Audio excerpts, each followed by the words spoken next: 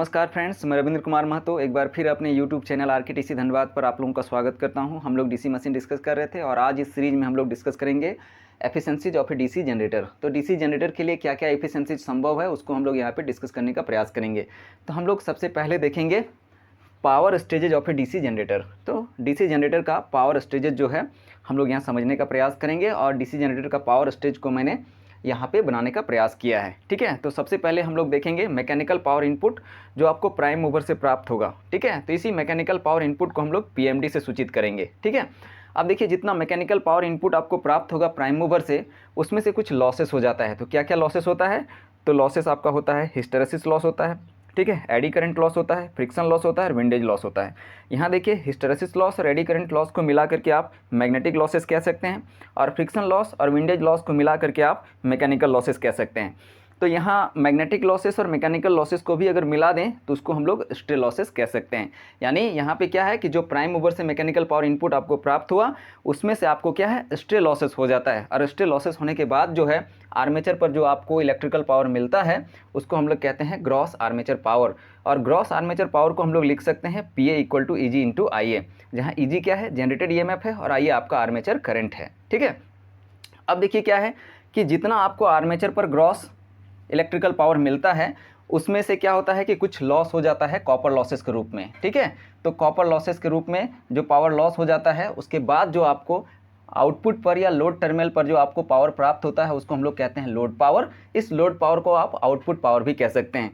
तो इस load power को हम लोग PL से सूचित करते हैं जो इक्वल टू होता है V इंटू IL। भी आपका लोड टर्मिनल वोल्टेज है और IL आपका लोड करंट है। ठीक है, तो इस तरह से जो है हम लोगों ने डीसी जनरेटर के पावर स्टेजेस को समझने का यहाँ पे प्रयास किए। ठीक है, ये देखिए PMD हो या PA हो या PL हो ये सब पावर है, इसलिए सब का जो यूनिट है आप उसको वाट कंसीडर कर सकते हैं। ठीक है, अब हम लोग देखेंगे डीसी जनरेटर के लिए क्या क्या एफिशिएंसीज पॉसिबल है। तो डीसी जनरेटर के लिए 3 तरह का एफिशिएंसीज जो है पॉसिबल है। एक को कहते हैं मैकेनिकल एफिशिएंसी, दूसरे को कहते हैं इलेक्ट्रिकल एफिशिएंसी और तीसरे को कहते हैं कमर्शियल या ओवरऑल एफिशिएंसी। ठीक है, तो एक एक करके ये सारा एफिशिएंसी को हम लोग समझने का प्रयास करेंगे। तो सबसे पहले आ जाते हैं मैकेनिकल एफिशिएंसी। ठीक है, जिसको हम लोग ईटा एम से दर्शाते हैं। इसको लिख सकते हैं आप PA बटा PMD और परसेंटेज में निकालने के लिए आप यहाँ 100 मल्टीप्लाई कर सकते हैं। ठीक है, ठीक उसी तरह से इलेक्ट्रिकल एफिशिएंसी को हम लोग सूचित करते हैं ईटा ई से, जो लिख सकते हैं इक्वल टू PL बटा PA। ठीक है, और परसेंटेज में निकालने के लिए आप यहाँ 100 गुना कर सकते हैं। ठीक है, और फाइनली जो है कमर्शियल या ओवरऑल एफिशिएंसी जिसको हम लोग ईटा C से दिखाते हैं, ये इक्वल टू होता है PL बटा PMD और परसेंटेज में निकालने के लिए आप यहाँ 100 से मल्टीप्लाई कर सकते हैं। तो इस तरह से हम लोगों ने यहाँ पर जो है मैकेनिकल एफिशिएंसी, इलेक्ट्रिकल एफिशिएंसी और ओवरऑल या कमर्शियल एफिशिएंसी जो है समझने का प्रयास किए डीसी जनरेटर के लिए। ठीक है, अब हम लोग आते हैं यहाँ पे कमर्शियल या ओवरऑल एफिशिएंसी जिसको हम लोग ईटा C कहते हैं। इसको हम लोग लिखते कैसे हैं? तो इक्वल टू लिखते हैं PL बटा PMD। तो इसको हम लोग रीअरेंज कर सकते हैं इस तरह से।